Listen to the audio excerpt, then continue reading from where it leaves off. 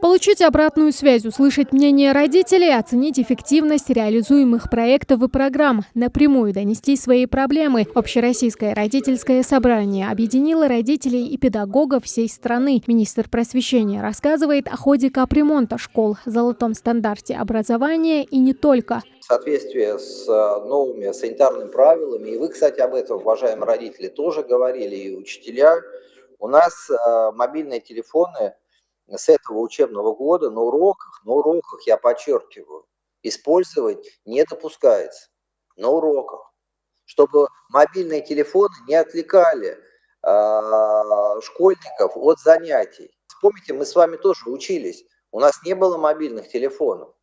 Да, и в школе есть ответственные, если какая-то чрезвычайная ситуация, обязательно родителям позвонят, скажут.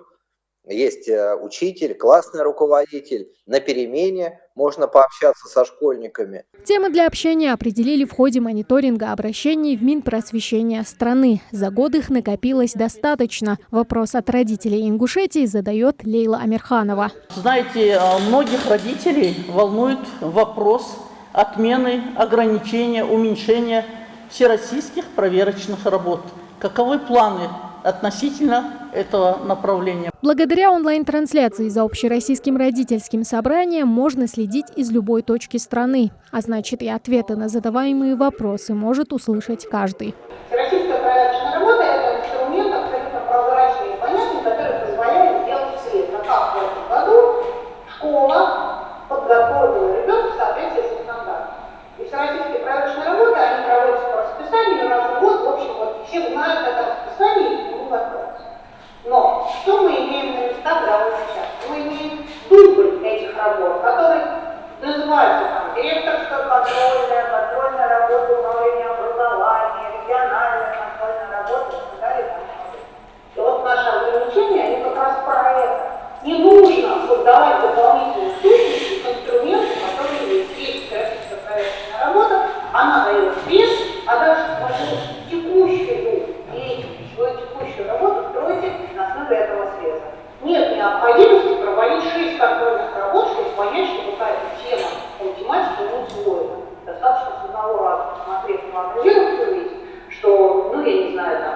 Родительское собрание проходит в формате открытого диалога. Для мам и пап это возможность услышать ответы на волнующие вопросы в сфере образования. Так, согласно новым правилам, снизится учебная нагрузка на учеников. Необходимо снять лишнюю нагрузку с детей и не заваливать их домашним заданием, которое является практически повторением пройденной темы. Желательно, конечно, закрепить продленкой. И с этого года продленка, она будет просто необходима в школах.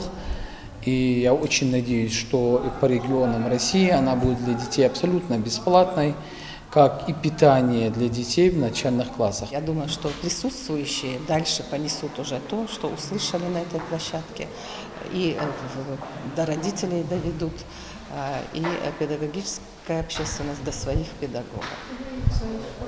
Конечно, в своей школе, естественно, мы тоже это будем обсуждать. Общероссийское родительское собрание проходит с 2014 года. За 9 лет оно стало не просто доброй традицией, но и важной частью подготовки к новому учебному году. В 2022 за парты в России сядут более 17 миллионов школьников. Тамара Хшагульгова, Мухаммад Белакиев, Новости 24.